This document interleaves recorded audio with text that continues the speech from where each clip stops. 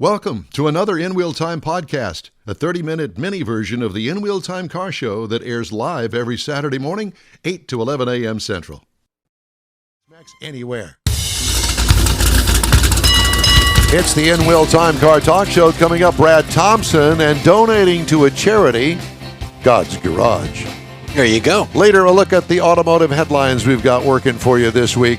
Howdy, along with Mike Out of This World Mars, King Conrad DeLong, and we need more Jeff Zekin, always. I'm Don Armstrong. Glad you could join us on this Saturday. Let's just get right to it, shall we? Joining us now from God's Garage, Brad Thompson. Brad, it's always good to see you, my friend. How are you? Great. Yep, unmute your phone. I got to unmute something there. Why does it always go to mute? I don't know. Automatically. He's not muted. He's not muted. Well, we can't hear you, Brad. What the heck? Maybe Don will turn it on. No, it's on. I don't know what the problem is. Back that way. Can't hear you. We cannot hear you. Okay, well, while you guys are messing with all of that stuff, I'm going to do some headlines here. Actually, yeah, I'll do some headlines because we didn't really get too much on the headlines earlier, and I think that we need to do that. So let's do some recalls, shall we? No warning when the key is left in the ignition on the Volkswagen Jetta for 2019. Your car is being recalled. Also, BMW X5, X6, X7, XM for 2024 and 2023. The front passenger knee airbag may not deploy. Ouch. Loose battery cables may cause a fire on the Alfa Romeo Toenail for 23 and 24, and the Dodge Hornet for 23 and 24. Help, my toenail's on fire. Yeah. It's a fungus. Ford, this is extra heavy duties, E350, F650, and F750. Unsecured transmission may cause a rollaway. Oh, look, my transmission just fell out. Oops. There's a problem. And my truck rolled away. My big, huge truck rolled away. Really? Well, I don't know. Brad, are you there? I hope so. Now Yep, you are. now we got there you. I can hear him. I'm here, but evidently I haven't made it over there yet. Well, No, we got you. Actually, we have got you now. And Okay. I know it's always good to be had. It is. It's good to be seen. It's all that good stuff. Yeah, So. exactly. Well, it's good to see you again. How are things going at God's Garage? Hey, really good. The new building's up and running. We got all the bays occupied. Now comes the hard part of kind of trying to figure out how do you actually generate throughput through now that you have all this capacity. You have to figure out how do we get these vehicles through here? But we're still short on donated vehicles pretty heavily this year, which we kind of anticipated with what's going on in the market. But I got a call last week or a week before from some guy named Jeff who said, "Hey, I've got this car." So thanks, Jeff. That was really nice. You're welcome. It's actually Kathy's total plan. She did it all from A to Z, not only in getting a new car that she wanted, but also getting you her car that obviously will help your endeavors there as well. So it was all on her. She did it all from A to Z, like I said, and she was very happy. Very smooth process. The only thing I did was reach out to you through Don because I didn't have your number direct. Don gave me the number. I reached out to you and then let you and Kathy, handle the rest of it for what you've got. How does that work, Brad? Because I've actually never donated a car because I've never had a car to donate. It's always at the used car market, and I'll donate it to that as long as I get something in exchange. So how does the process work when you donate a car? Well, we'll take that C6 whenever you're ready. But well, as soon as I get one, because mine's a C5. Oh, yeah, that's right. Yours is a C5. Okay, yeah. Sorry, I blew that, didn't I? That's all right. So actually, I was gonna, since Jeff said he didn't do it, I was gonna have Jeff describe what it's like. But essentially, you go to godsgarage.org. We have a donate your vehicle button. You click the button. You fill out some information for us. What kind of information do you need? Well, just the basics about the vehicle: make, model, color, mileage, the VIN. You need to have a clear title or the ability to clear the title. Yep. And our guys that come pick up the vehicle will make sure you've signed the title in the right place, and we'll have a vehicle transfer form. But you can actually schedule your vehicle pickup time. You can on the website. And a condition of the vehicle too, because she was asking me questions. Well, what about this? What about that? The car is drivable, rough, very rough. probably pull it up on the back of the rollback by itself. But minimal whiskey dents and things like that, dings and What stuff on kind the of body. car was it? It's the Ford Fusion, 2013 Ford Fusion. So it's a relatively new car for you. It's 11 isn't it, years old, Brad? actually. Yeah. Right. Well, it's funny because Jeff told us it was running rough. Man, we just reached in there and tightened a few spark plug wires and outruns. Well, there you go. You're welcome. Actually, I'm kidding. I know you don't are. know that it's I warned Jeff I was going to do that. So, but so so you wanted to know the process. So what happens is we get it scheduled. We have volunteers that pick up pretty much all of our vehicles. And, when Sugarland's a stretch for us, so I wasn't sure if I was going to go do it, because sometimes I'll do those on the weekend. We have, a few guys that drive commercial wreckers that'll pick up stuff for us as well. But for the most part, we drive a truck pulling a trailer with a winch on it. And we have, there are 2 volunteer teams. We have two different teams typically that run every day, and they do a morning pickup and an afternoon pickup. The morning pickups are way out in Sugarland, and the afternoon ones are close to Conroe. But as soon as we get the vehicle back, so we put the vehicle in a software system that we use, that then is like an electronic assembly line. So once Jeff put his donation in, then that started moving through our assembly line. And our first one is to get it scheduled, get it picked up. After it comes back, those guys log the vehicle into the system, and then it moves that vehicle immediately to our first evaluation. So the first eval is someone that can tell us, do we want to donate this car? Do we want to gift this car? Or do we want to salvage it? Because unfortunately, more than half of the vehicles we get in, we just can't fix. A lot of them, we're dragging them up on the trailer with tires that are half full of air. Yeah. So Jeff's is actually a really, really nice donated vehicle for us. So that was a big plus when he called me and said, man, it's a 2013. I'm like, I had a 2013. Yeah, you're telling me that, yeah. Yeah, I had a ruby red one. Loved that car. Well, this is actually Kathy's. Jeff has nothing to do with this. She's the one that prompted this and suggested, I want to do this. She came to me and said, I want to give it to God's Garage. So I appreciate that, but I don't know Kathy, so I'm probably going to continue to make that error. But that's your job, Jeff. Good husband. Absolutely. So once we get it evaluated, if it's a salvage vehicle, it just goes into a salvage queue. We'll either run them over. There's an auto auction 2 miles from us up in Conroe, America's Auto Auction. They take all of our vehicles. They do not charge us the auction fee, which is awesome. So we run vehicles through the auction all the time over there. If it's a vehicle we're going to gift or give away, then it'll go to a second evaluation that does a real thorough one about, do the power windows work? Do all the lights work? If it's got clear, engine codes, we'll read those and figure out what we're going to fix. So that's kind of starts the repair process. And once we kind of know how that's going to work, then actually my brother, who's might be watching this from Cozumel, Great. He goes to the title office. He does all of pretty much all of our title runs.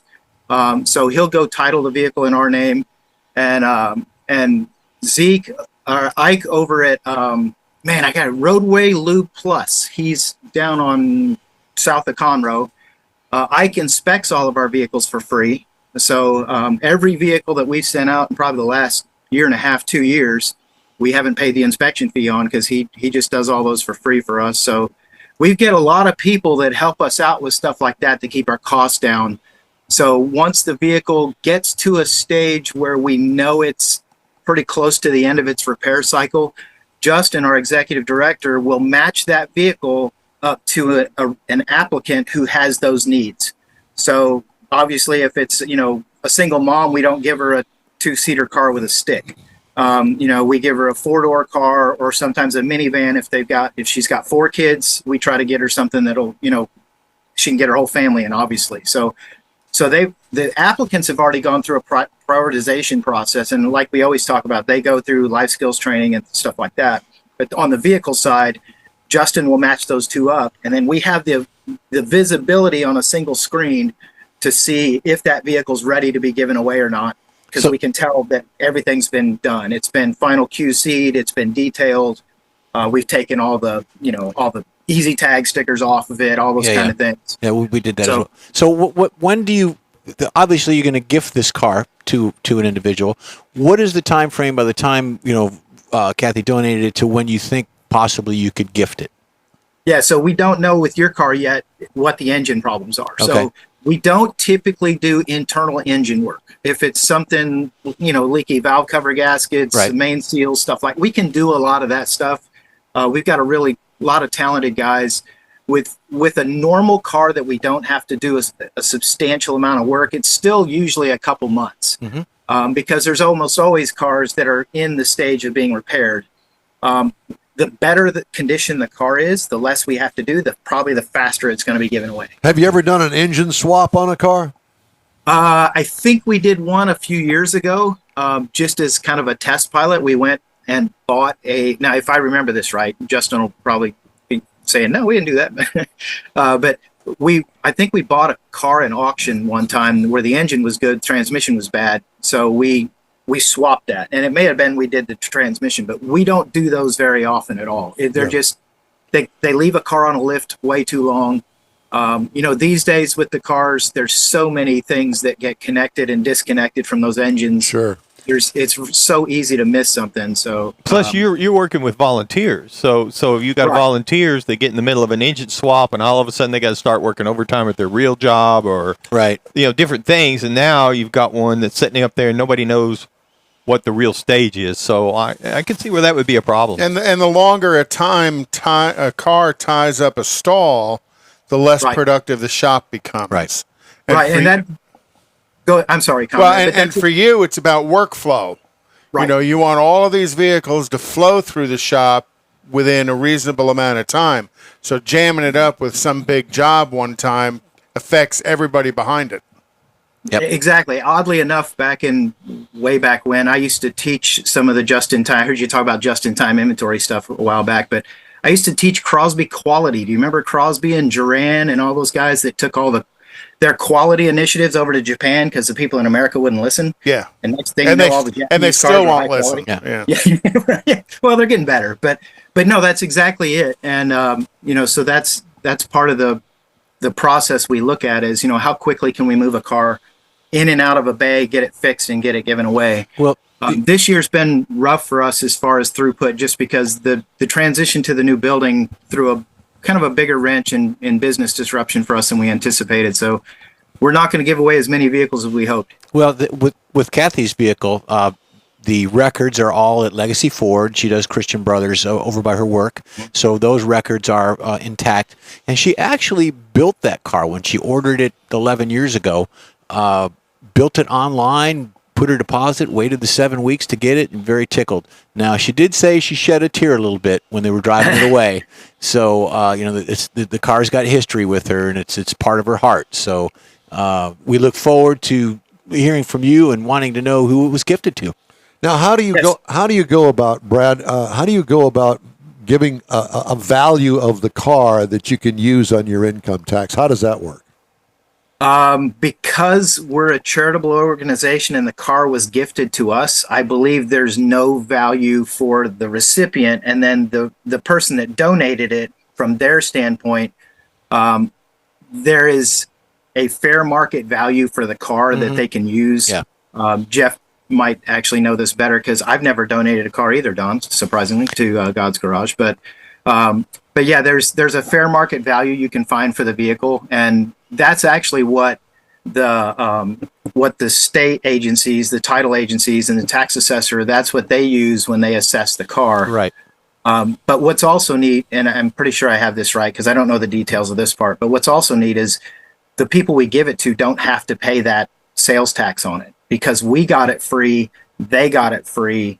They don't get it evaluated and then have to pay, like normally if you'd buy a car, especially from out of state, you bring it into state, and they're going to assign a value to it. They're going to look it up and say, okay, you owe us this amount of tax. I was going to say, so how do you get it titled then? We title it as a dealer, and then we sell it to them, but we basically are just transferring the title to them. So we have a donation transfer form that the Zekins signed, depending on who was on the title. But we have a form that they signed that said they gave it to us, and then when we give the car away, they don't have to pay that that sales tax because it's a gift. Yeah, and it's a neat setup. She indicated that I think God's Garage is going to send her an additional form for that particular process of the tax. Yeah, the 1098C. So you can either tell us you want one or you don't. We'll send those out.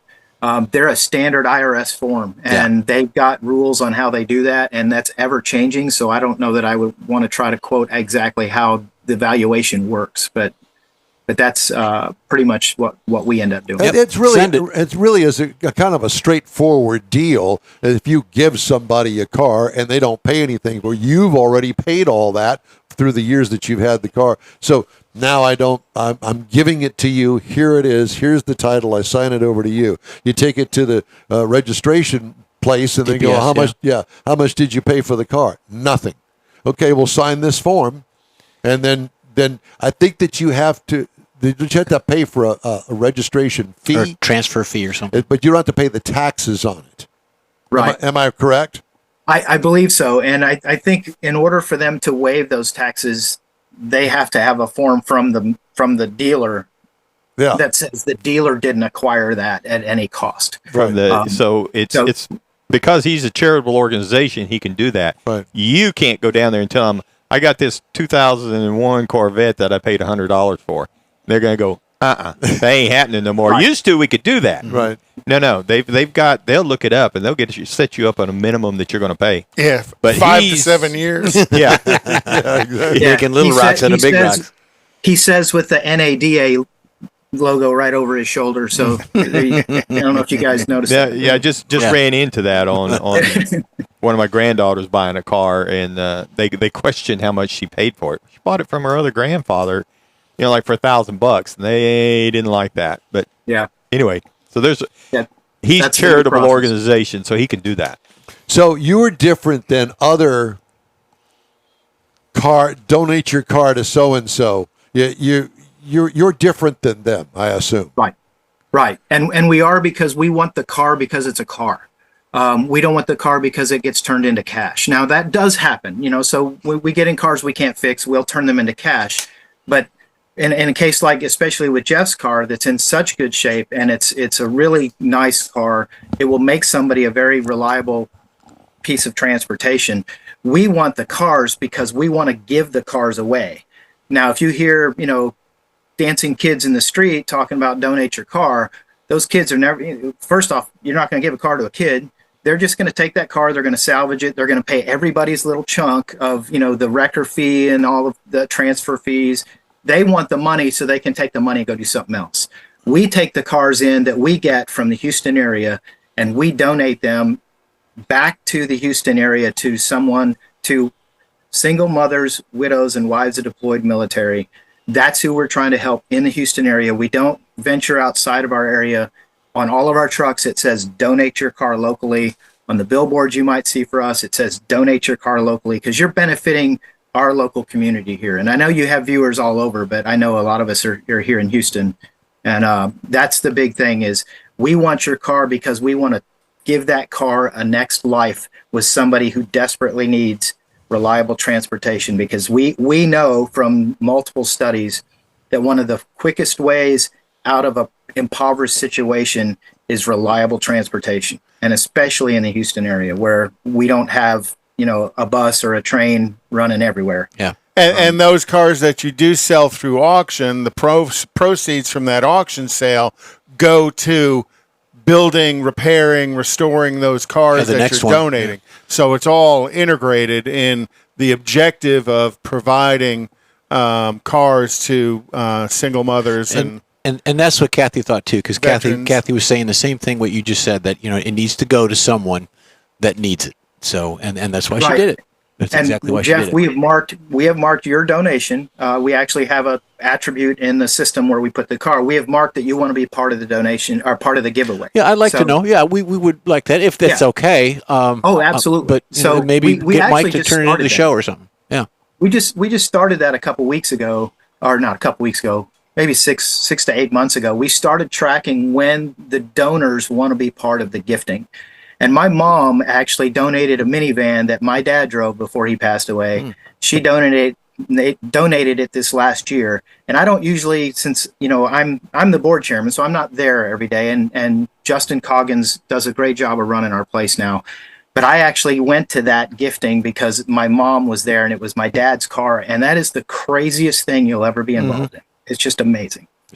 Yeah, well, I think it's wonderful, and I think that God put us all together to help you guys, help your efforts, and it's a feel good kind of thing for us as well. And I know she's listening, so good job, honey. Yeah.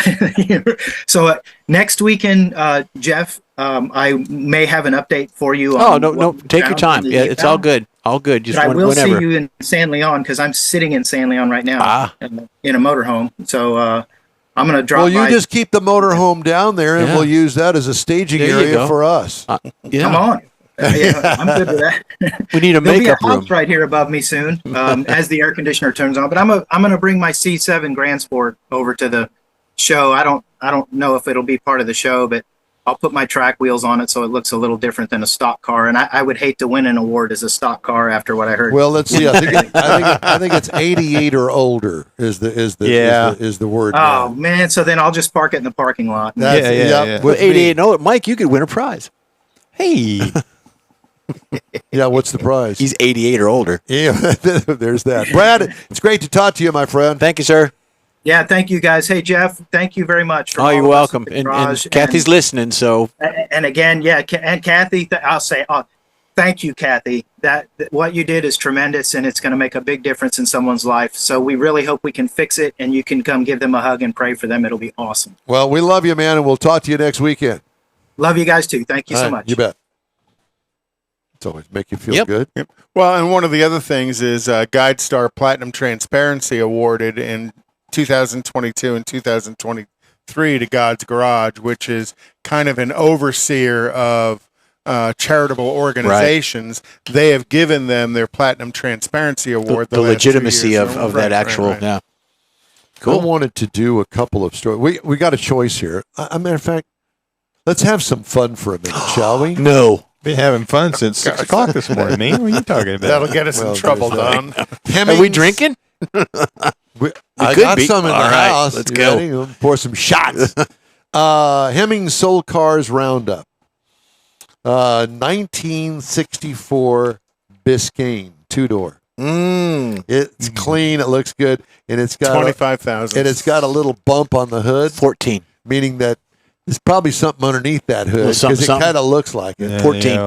21,000. Yeah. 21,000. So highly desirable car. I think so especially too. If it's in any kind of shape. Yeah. It's got a little bump. Here we go. A 1971 Chevrolet C10, what they called a square body. Square body. How much do you think that thing would go to? It looks like it's got the original paint on it. It's got those great big ugly mirrors on it. It looks like it just came right off the farm. $7,000. It's clean. 16. Yeah, I was going to say 15. 13. Unbelievable. I just don't understand that. We need to score this somehow. We should. You said I'm the winner. Mars, a 2005 Dodge Ram pickup truck. Black. Looks good. What was it again? System a work? 2005 Dodge I'm going to Ram. say I'm going to say 7,000. I'm going to say 12. $1. How about 23,625? Wow. What year is it? A 2005. You deef. No, I'm just thinking. I sold my son a 2006, and for like half price, and it was worth got ripped off. 10,000 back then.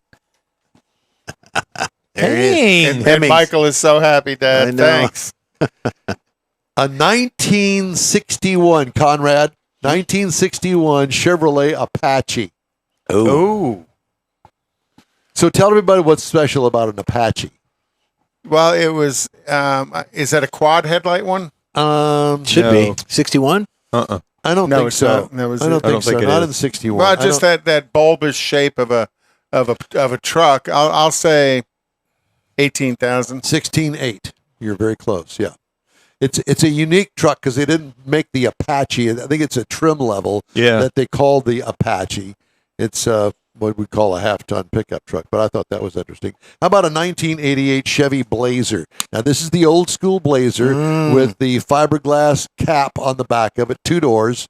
$25,000. Yeah, I'm going to go.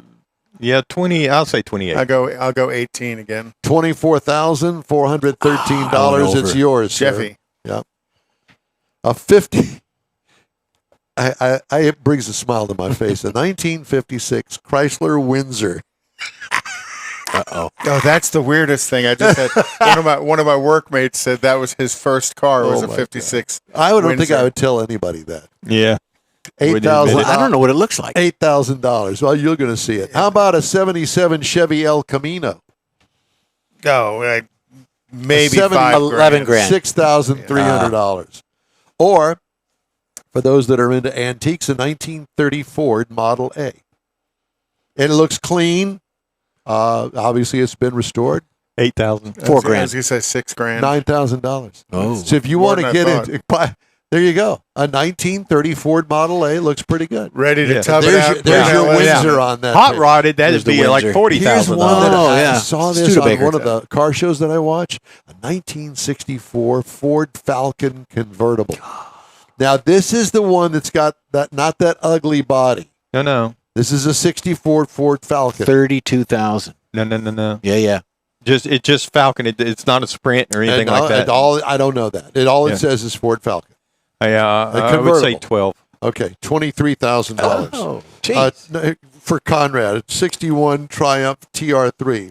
So after you get done running as fast as you can away from that car, it's sold for $20,407. Man.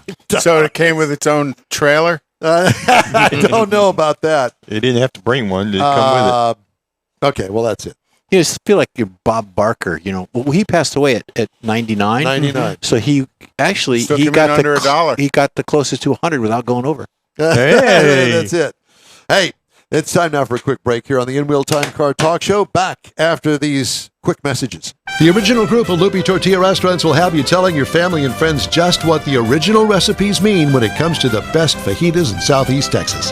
Founder Stan Holt invites you to visit the original Loopy Tortilla near I-10 and Highway 6. Here's the original house that inspired the design of all the rest and the original charm that helped make Loopy Tortilla the go-to destination for Houston Tex-Mex. Speaking of original, nothing can compete with the original lime pepper marinade that everyone will agree makes Loopy Tortilla award-winning beef fajitas the best anywhere.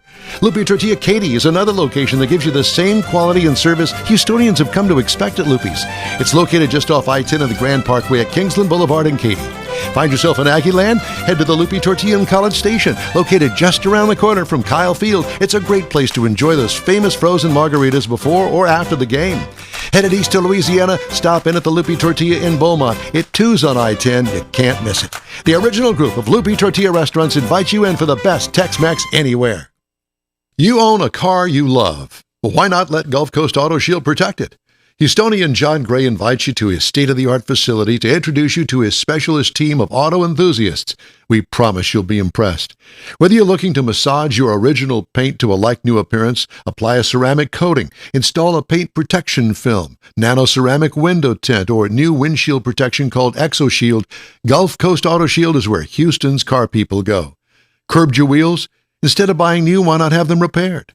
How about a professionally installed radar detector? Gulf Coast Auto Shield does that too. Get a peek inside the shop and look at the services offered by getting online and heading to gcautoshield.com. Better yet, stop by their facility at 11275 South Sam Houston Tollway, just south of the Southwest Freeway, and get a personal tour. Gulf Coast Auto Shield is your place to go for all things exterior. Call them today, 832-930-5655 or gcautoshield.com. The award-winning In-Wheel Time Car Talk Show is available on the most popular podcast channels out there in 30-minute episodes. We realize our 3-hour live show can be difficult to catch in its entirety, so now you can listen every day to a convenient, fresh 30-minute episode. Check us out on Apple Podcasts, Spotify, Google Podcasts, Amazon Music, and Audible, along with a dozen more. In-Wheel Time has the most informative automotive guest interviews and new car reviews, along with popular features including Conrad's Car Clinic and This Week in Auto History, along with automotive news headlines. Our live broadcast airs every Saturday, 8 to 11 Central on InWheelTime.com, the iHeart app, and on YouTube. Be sure to say hello when we're broadcasting from the Tailpipes and Tacos Cruise-In, Autorama, and the Houston Auto Show, among others. Now, it's easier than ever to hear about all things automotive all week long. You're invited to join fellow car enthusiasts in becoming part of the ever-growing In Wheel Time Car Talk family. Don't forget those 30-minute podcast episodes on your favorite podcast channel. That's it for this podcast episode of the In Wheel Time Car Show. I'm Don Armstrong, inviting you to join us for our live show every Saturday morning, 8 to 11 a.m. Central on Facebook, YouTube, Twitch, and our InWheelTime.com website. Podcasts are available on Apple Podcast, Spotify, Stitcher, iHeart Podcast, Podcast Addict, TuneIn, Pandora,